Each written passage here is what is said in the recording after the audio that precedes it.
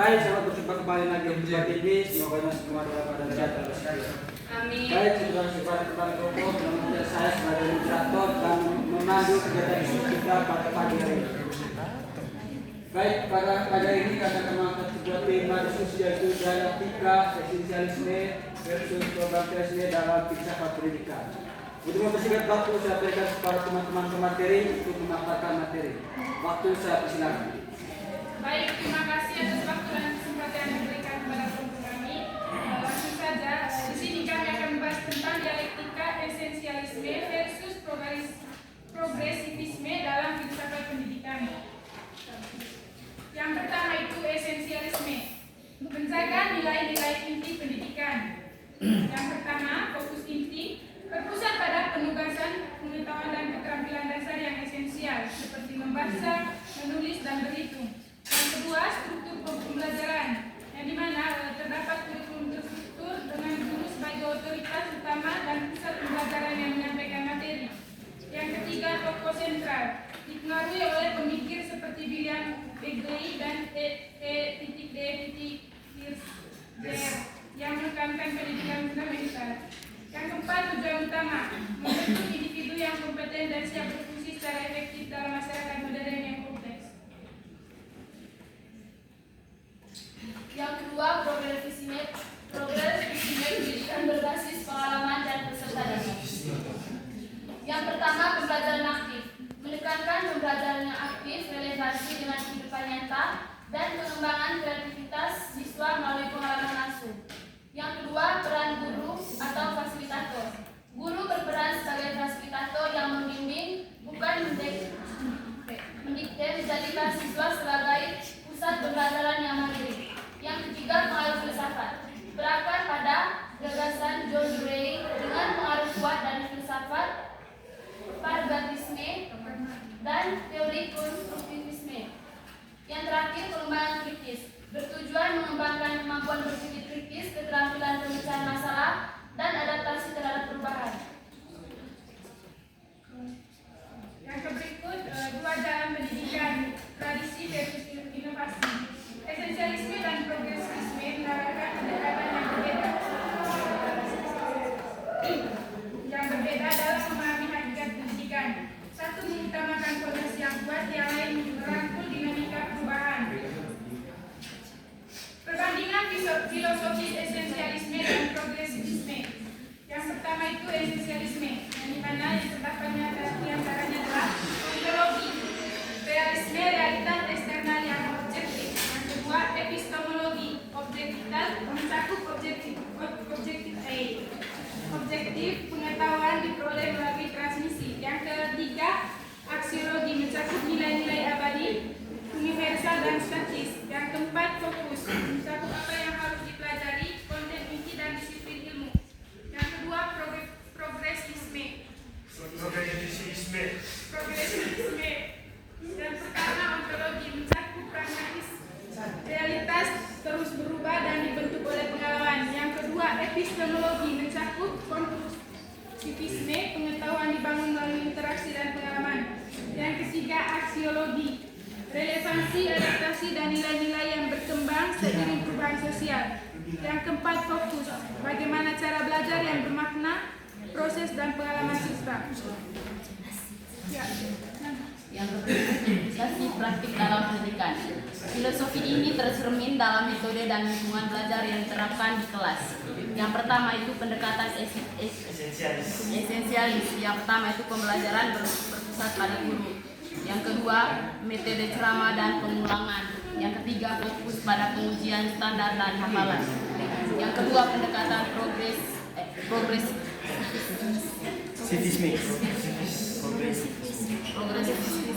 Yang pertama itu pembelajaran berpusat pada siswa. Yang kedua, metode diskusi, proyek dan eksperimen. Yang ketiga, evaluasi holistik dan kolaborasi.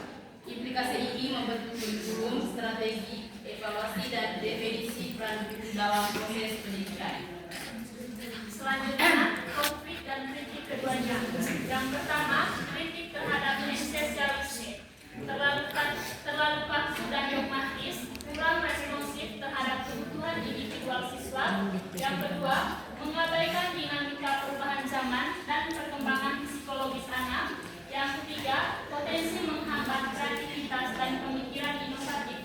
Yang kedua, kritik terhadap progresivisme, kurang fokus pada penguasaan materi dasar dan kedalaman ilmu pengetahuan, berpotensi menciptakan kesenjangan dalam pengetahuan fundamental, tantangan dalam standarisasi dan evaluasi hasil belajar yang konsisten, mencari keseimbangan antara struktur dan fleksibilitas menjadi tantangan abadi dalam pendidikan. Tokoh dan momen penting dalam dialektika ini. Perdebatan ini telah membentuk arah kebijakan dan praktik pendidikan selama berabad-abad. Menurut William Beckley, abad ke-20 menentang progresivisme, kuatir standar pendidikan akan melemah dan kurangnya penekanan pada disiplin intelektual. Sedangkan menurut John Dewey, akhir abad ke-19 sampai pertengahan abad ke-20 memperjuangkan pendidikan demokratis, menekankan pengalaman nyata siswa dan pentingnya relevansi sosial. Pengaruh berkelanjutan, dialektika ini terus berpengaruhi reformasi kurikulum dan kebijakan pendidikan global hingga saat ini. Menuju sintesis, integrasi esensialisme dan progresivisme, masa depan pendidikan terletak pada pembangunan kekuatan dari kedua filosofis ini. Yang pertama, penguasaan dasar, penguasaan pengetahuan dasar yang kelompok. Kemudian yang kedua, guru sebagai pengarah, peran guru sebagai pengarah sekaligus fasilitator. Kemudian yang ketiga, pembelajaran aktif, pembelajaran yang aktif dan kontekstual. Kemudian yang keempat, kurikulum hibrida, kurikulum tematik yang terstruktur dan fleksibel. Kemudian yang kelima, proyek kolaboratif, pembelajaran berbasis proyek dengan standar kompetensi yang jelas.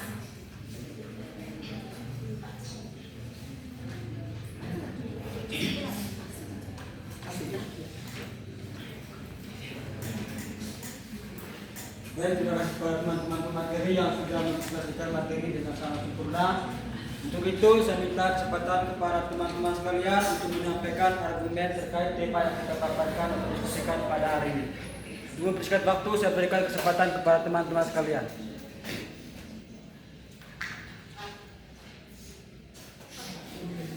Baik, kepada Kakak Jesse, saya persilakan. Baik, terima kasih atas waktu dan kesempatan yang telah diberikan kepada saya. Terima kasih juga kepada pemateri yang telah mempresentasikan materinya. Di sini tadi kita membahas tentang esensialisme dan progresivisme. Nah, yang menjadi pertanyaan saya, kira-kira menurut teman-teman semua, mana yang lebih baik, esensialis atau progresivisme? Itu yang pertama. Dan yang kedua, bagaimana supaya esensialisme dan progresivisme dapat berjalan beriringan?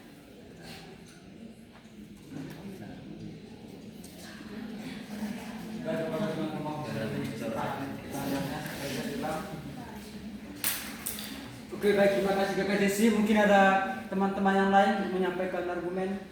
Saya persilakan.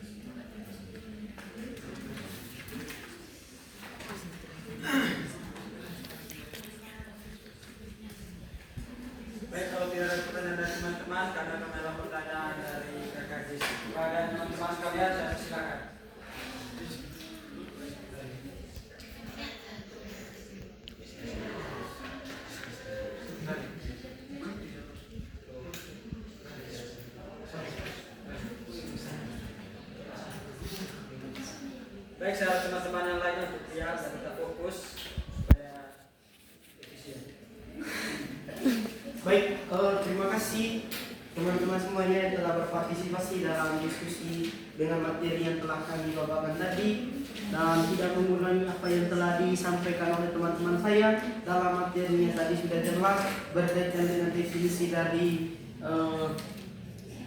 esensialisme dan progresivisme. Lalu kembali kepada apa yang disampaikan yang dilontarkan oleh penanya tadi, mana yang paling baik antara keduanya? Tentu di sini kami tidak memojokkan barang satu hal, karena semuanya sangat baik. Dan siapapun tidak, kita dalam konteks kehidupan hari ini tidak boleh misalnya kita saya ini harus esensialisme atau saya cenderung ke progresivisme, tetapi keduanya harus beriringan. Bayangkan saja teman-teman, ketika kita berada dalam perkembangan komunikasi dan globalisasi yang sampai hari ini berkembang dengan pesat dan cepat, yang menggantikan tenaga manusia dengan teknologi, siapa yang menolak dengan hal itu? Buktinya saja, siapa yang tidak ingin menggunakan gadget? Tentu kita tidak semua yang pasti melepaskan kehidupan dari hal-hal seperti ini. Dalam artiannya bahwa kita boleh beresensialis, tapi tidak boleh juga untuk tidak progresivis. Progresivisme dalam artian bahwa kita hidup kekinian berdasarkan konteks perkembangan, tetapi tetap kembali kepada nilai yang kemudian itulah yang kemudian pendirian kuat kepada kita semua. Lalu kemudian bagaimana keduanya itu dapat terintegrasi dengan baik dan bisa berjalan beriringan tanpa harus berat sebelah. Nah, inilah yang kemudian kita harus merefleksi bersama-sama. Dalam artian bahwa kita harus punya pendirian. Dalam hal ini kita sebagai kelompok akademis, kita harus punya pendirian masing-masing dalam menjalankan satu atau dua dari topik yang kita bahas pada hari ini. Namun di sini ada pun beberapa solusi yang kami tawarkan, yang hendaknya kami sampaikan kepada kita semua, bahwa ada beberapa cara untuk mengintegrasi keduanya supaya tidak berat sebelah. Yang pertama, kurikulum yang sangat berlapis, teman-teman. Gunakan esensialisme untuk mata pelajaran yang fundamental seperti matematika dasar, literasi, sains dasar, sambil menerapkan progresivisme dalam penerapan dan eksplorasi lanjutan. Dalam hal ini mungkin teman-teman kembali kepada merujuk pada pengalaman magang kemarin.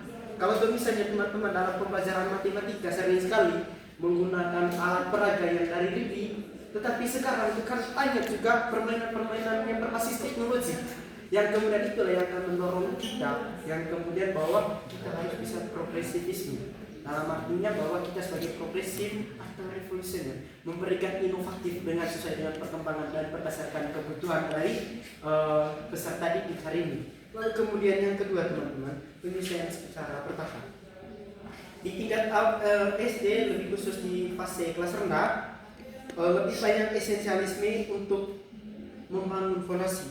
Sedangkan kita kembali pada tingkat yang menengah, meningkatkan porsi progresivisme untuk pengembangan keterampilan tingkat tinggi sesuai dengan kemampuannya, seperti yang disampaikan oleh Piaget dalam teorinya bahwa bagaimana SD tahap operasional konkret, yang dimana anak-anak lebih kepada operasional yang bersifat konkret, tetapi kembali kepada lebih jauhnya lagi ketika anak-anak sudah semakin tinggi tingkatan kelasnya, lalu kemudian cara berpikir dan mindsetnya juga mungkin tidak sama.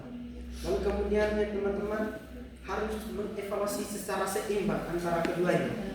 Kombinasikan tes standar untuk mengukur penguasaan materi esensial dengan penilaian seperti portofolio, proyek, dan presentasi untuk mengukur kemampuan berpikir kritis dari peserta didik. Karena bagaimana cara kita menilai kalau ini semua siswanya diam, tentu tidak bisa kita menilai. Dan kita juga tidak bisa mengambil sampel tanpa melakukan dan melihat secara kasat mata kita. Tapi pada intinya bahwa teman-teman semua di sini kami tidak bisa memberikan bahwa kita harus cenderung ke esensialis, tidak. Tetapi yang semuanya sama-sama penting. Hanya tergantung bagaimana kita dalam memilih dan menilai. Terima kasih. Mungkin ada teman-teman lain. Baik, saya sebelum saya kembali ke Kakak Jesse, mungkin ada teman-teman tambahan dari teman-teman kelompok. Oke, baik. Terima kasih atas waktu dan kesempatan yang telah diberikan kepada saya. Di sini ada sedikit tambahan dari saya berkaitan dengan mana yang lebih baik antara esensialisme dan progresivisme. Esensialisme dan progresivisme bukan tentang mana yang lebih baik, tetapi tentang fokus yang berbeda dalam pendidikan. Esensialisme menekankan penguasaan pengetahuan dasar, disiplin, dan keteraturan sebagai fondasi yang kuat bagi peserta didik. Sementara itu, progresivisme menekankan pengalaman belajar yang aktif, memecahkan masalah, kreativitas, serta penyelesaian dengan kebutuhan dan minat siswa. Keduanya dapat berjalan beriringan ketika sekolah menggabungkan kurikulum yang terstruktur dan sistematis.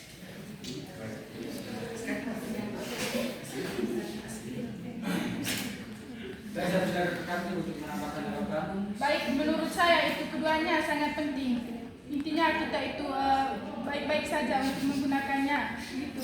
Dimana di zaman sekarang ini progresisme itu sering dianggap progresisme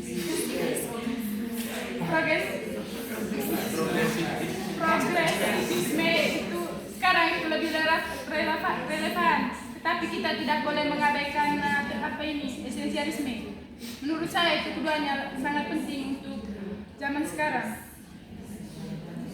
Baik, terima kasih kepada kelompok. Itu saya kembali ke Jesse. Mungkin apakah ada pertanyaan sudah terjawab atau masih ada tanggapan lain? Oke, baik, terima kasih. Di sini tadi saya suruh kalian untuk memilih mana yang lebih baik dan mana yang tidak. Dan dengan jawabannya semuanya sama-sama positif, jadi tidak usah memilih. Nah, dari dua perspektif ini kan dimana tadi esensialis itu kelihatannya kaku. Dimana di esensialis itu menekankan seperti yang sudah dijelaskan oleh kemarin, dimana esensialis itu lebih menekankan pengetahuan dasar seperti sains, bahasa, matematika, dan itu tiga yang paling penting. Dan juga bagaimana dengan yang progresivisme yang sifatnya lebih fleksibel, yang bukan hanya dari pengetahuan dasar saja, melainkan bagaimana dia punya kemampuan-kemampuan lainnya. Lalu di sini tadi bahwa menurut pengalaman teman-teman, saya bertanya tadi mana yang lebih penting menurut kalian? Coba berikan satu alasan begitu. Misalnya kan ini esensialis kan kaku dari sifatnya toh, sedangkan ini progresivisme tidak, yang ada dari kekurangannya seperti tidak fokus begitu. Dan progresif jadi fleksibel, mengikuti perkembangan zaman. Dan di sini sekarang kita sudah menerapkan kurikulum merdeka, di mana sifat kurikulum merdeka ini kan lebih ke progresivisme, yang lebih bersifat fleksibel tadi, yang fleksibel. Nah, itu yang pertama, mohon untuk dipilih dan dijelaskan. Nah, yang kedua, karena Kak Erik tadi bilang sini kalau misalnya esensial dan progresivisme itu haruslah berjalan beriringan. Mungkin dari pengalaman magang yang sudah Kak Erik kemarin jelaskan, mungkin bisa diberikan satu contoh konkret di mana Kak Erik menerapkan esensialis sekaligus progresivisme. Baik, terima kasih ya saudara Ibu Nanya yang sudah menyampaikan beberapa pertanyaannya. Harapannya di sini itu kami tidak, itu tadi lagi-lagi yang perlu digarisbawahi, kami tidak punya hak untuk memberikan ajaran kepada kawan-kawan semua atau untuk mengkampanyekan bahwa silakan untuk mengikuti progresivisme sesuai dengan kami, atau silakan mengikuti yang namanya esensialisme sesuai dengan kami. Nah, di sini berbasis edukasi, maka kami dapat memberikan yang keduanya. Oleh karena itu tidak ada yang lebih jauh lebih penting, karena semuanya sama-sama penting. Saya tadi kembali kepada contoh konkretnya kawan-kawan. Kalau kalian tidak mau menggunakan seperti pikirannya progresivisme tapi cenderung esensialisme, hari ini siapa yang tidak mau menggunakan HP? Atau siapa yang mau lepas dari kehidupan tanpa teknologi? Kan seperti itu. Kalau kita cenderung ke progresivisme atau kalau kita cenderung ke esensialisme, ini tetap berada pada penilaian berdasarkan histori boleh. Itu tadi tergantung kamu cara menilai. Karena itu kami di sini tidak bisa untuk memberikan bahwa yang paling penting dan yang lebih itu adalah yang ini dan ini. Tergantung bagaimana kita untuk mempelajari dari mana sisi kelemahannya yang kemudian ditimpangi dari keduanya. Maksudnya ketika misalnya esensialisme memiliki kekurangan, lengkapilah dengan progresivisme, pemikiran progresivisme, maka keduanya bukan lagi bertentangan tapi kemudian saling beriringan. Kembali kepada apa yang menjadi contoh konkret pengalaman magang. Saya rasa hal-hal seperti ini teman-teman semua juga sudah alami di kelasnya masing-masing kemarin dalam memberikan pembelajaran sesuai dengan mata pelajaran yang diampu oleh teman-teman pada saat magang. Namun kembali kepada merujuk pada pertanyaannya sesuai dengan apa yang saya berikan atau contoh konkret yang kita pernah lakukan. Baik, di sini teman-teman dalam esensialisme, hal yang pernah kita buat kepada siswa itu adalah bagaimana kita mempelajari anak-anak SD tentang fakta, lalu kemudian tanggap dan peristiwa itu penting. Harapannya hal-hal seperti ini seringkali kita temukan dalam pembelajaran sains dan juga bahasa Indonesia, terlebih khusus dalam teks terkait dengan eksplanasi yang kemudian menceritakan banyak hal yang berdasarkan fakta tanggal kejadian. Dan di situ anak-anak itu harus cenderung bernilai. Tidak hanya misalnya kejadiannya pada tanggal sekian dan bulan sekian, lalu hari ini kita mengubah berdasarkan pikiran kita atau menafsirkan dengan gayanya kita. Itu kan tidak cenderung ke esensialis karena nilainya sudah rubah. Bisa paham maksudnya sampai sini? Lalu kemudian yang ke progresivisme, itulah siswa menganalisis dampak peristiwa tersebut terhadap kondisi hari ini atau membuat proyek tentang relevansinya dengan isu kontemporer. Kita berpikir bahwa hal ini juga teman-teman sering buat ketika misalnya membandingkan antara peristiwa sejarah, ketika misalnya kawan-kawan bahwa manusia itu diciptakan dari ini, misalnya manusia itu diciptakan dari orang utan. Lalu pertanyaannya kan begini, mengapa orang utan bisa menjadi manusia? Tentu kan itu ada namanya evolusi yang kemudian keterkaitannya, lalu kemudian kontekstualkan dengan kondisi kekinian. Bahwa kemudian itulah yang kemudian kita memberikan pelajaran kepada anak SD, terlebih khusus terkait dengan mata pelajaran evolusi yang setiap harinya ada perubahan yang kemudian kita harus ikuti dan sesuai dengan bagaimana perkembangan zaman. Saya berpikir itu dari saya dalam Baik, mungkin ada tambahan dari Kakak. Oke, kalau meneruskan konsep dari Bung Erik tadi, memang yang perlu kita lihat bersama teman-teman esensinya. Esensi dalam arti untuk menyederhanakan konsep pemahaman kita itu kembali kepada dasarnya. Misalnya melakukan sebuah perubahan itu tentu ada dasarnya. Utama itu dari mana dan benang yang mungkin kita tarik itu ke arah mana yang kemudian kita mengambil konsep umum dari esensialisme berfokus pada sebuah warisan istilahnya.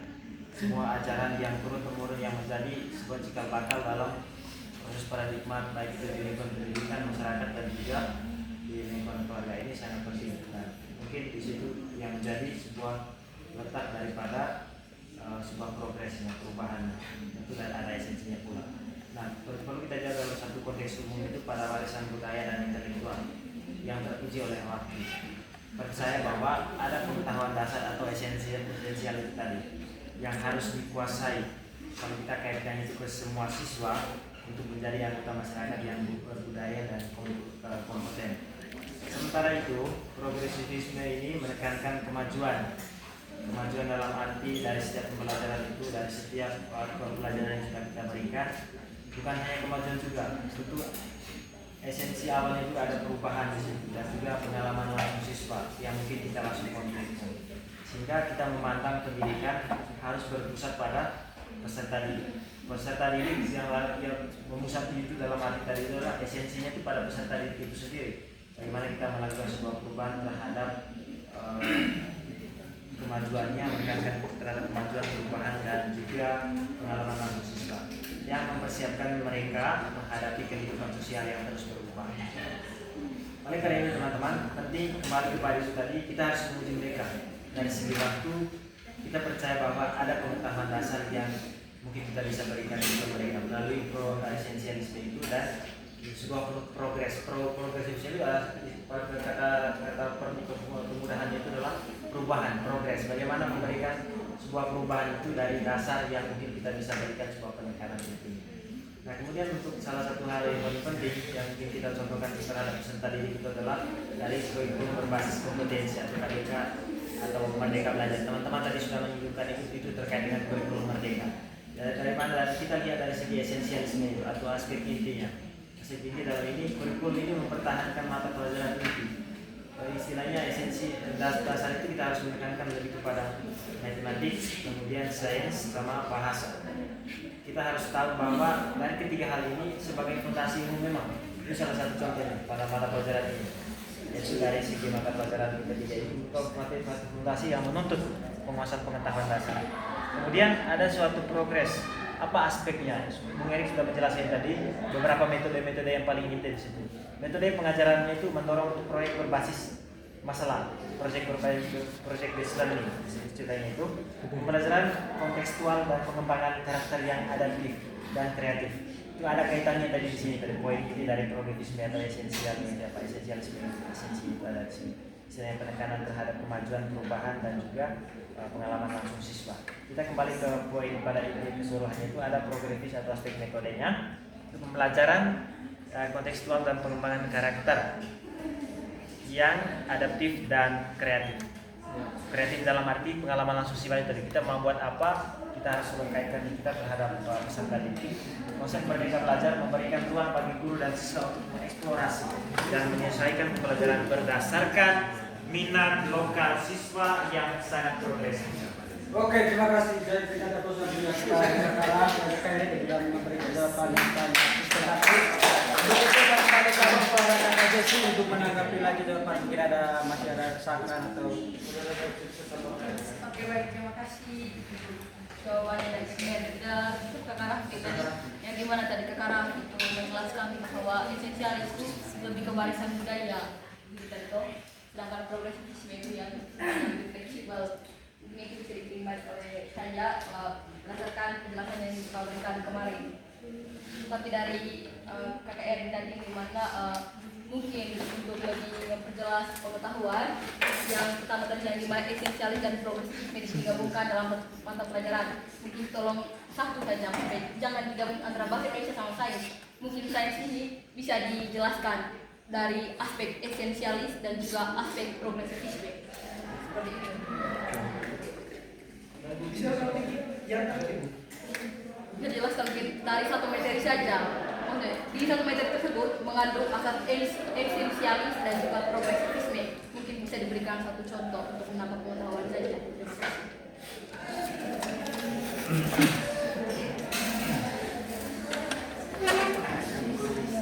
Baik, terima kasih teman penanya. Tadi kan saya sudah memberikan lebih, tapi mau dikurangi, tidak jadi soal. Intinya bahwa ditanya kita satu, tapi kita sudah berikan lebih, tapi tidak mau yang lebih, maunya pas-pasan. Tidak mau yang lebih. Tidak jadi soal. Satu saja, maksudnya kan satu konsep, dengan satu konsep dalam di bahasa Indonesia dia dengan esensialis, progresifisme dia dengan sains. Maksudnya saya itu fokus pada satu mata pelajaran saja, yang dimana di situ mengandung esensialis dan juga progresifisme supaya bisa dipahami dengan jelas maksudnya, bukan tidak mau lebih atau bagaimana. Apakah Kakak Jesi juga sebagai guru? Tentu sebagai guru bisa bilang toh dalam hal ini. Maka oleh daripada itu, dari materi yang disampaikan oleh Kakak Raffi tadi, supaya tidak ada bertolak belakang, saya dengan di esensialisme ini ada beberapa mata pelajaran dasar yang kemudian yang kita terus perlu mewariskan tanpa menghilangkan nilai atau esensi dari mata pelajaran tersebut. Nah kemudian ketika kembali kepada mata pelajaran dasar seperti matematika, sains, dan bahasa Indonesia kawan-kawan, itu kemudian ada nilai yang kemudian dia bisa rompak. Dan kemudian belajar tentang esensialisme. Tadi kan saya sudah memberikan beberapa contoh. Misalnya dalam pembelajaran IPA, seringkali kan kepada anak-anak kita memberikan praktik, percobaan. Nah di situ kan kemudian kita harus mengajarkan kepada anak-anak supaya apa yang kita praktik atau merasakan hasil percobaan yang kita buat itu harus diisi sesuai dengan hal-hal seperti itu, sehingga hipotesisnya jelas, jawabannya jelas. Jangan asal-asal buat. Misalnya teman-teman hasil percobaannya kita itu misalnya angkanya 3,5 cm, lalu dengan bahasanya kita mengakumulasi seakan-akan perkembangan dari tiap harinya itu sangat signifikan. Itu tidak boleh. Maka kemudian kita sebagai guru itu hanya pandai dalam memberikan metode yang memberikan ajaran kepada anak SD sesuai dengan kurikulum yang sudah dijelaskan oleh Kakak Jesi tadi. Dalam esensialismenya, dalam kurikulum yang tadi katanya bersifat kaku, tapi pada umumnya yang bersifat kaku yang dimaksudkan itu adalah kembali kepada tradisi yang sering kita anut ketika kemudian pada kali lalu bahwa guru sebagai satu-satunya pusat pengetahuan. Tetapi ingat kawan-kawan, hari ini begitu banyak referensi yang kemudian bisa diakses dengan cepat.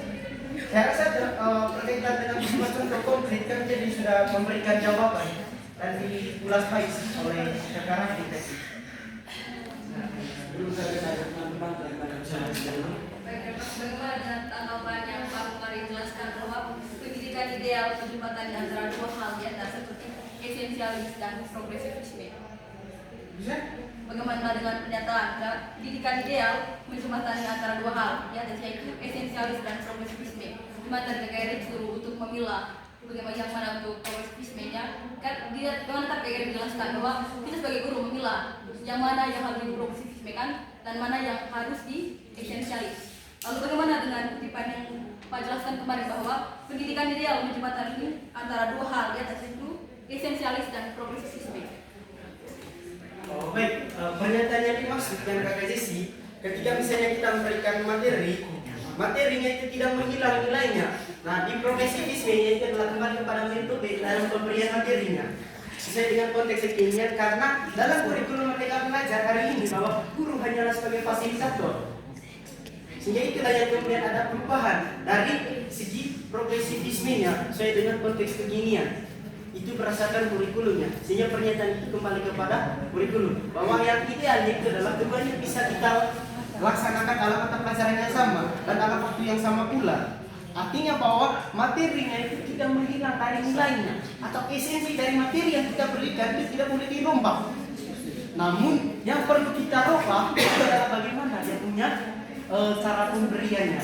Metode yang kita gunakan supaya terintegrasi dengan baik kepada siswa. Saya rasa demikian sesuai dengan pernyataan yang disampaikan. Ada sedikit baik, kalau kita tidak lihat secara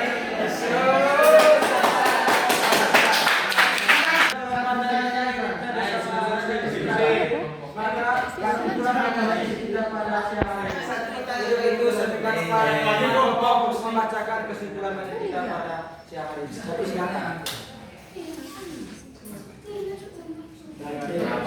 Baik, saya akan membacakan kesimpulannya tentang dialektika yang menggerakkan pendidikan. Esensialisme dan progresivisme meskipun tanpa berlawanan sebenarnya adalah dua kutub yang saling melengkapi dan evolusi pendidikan.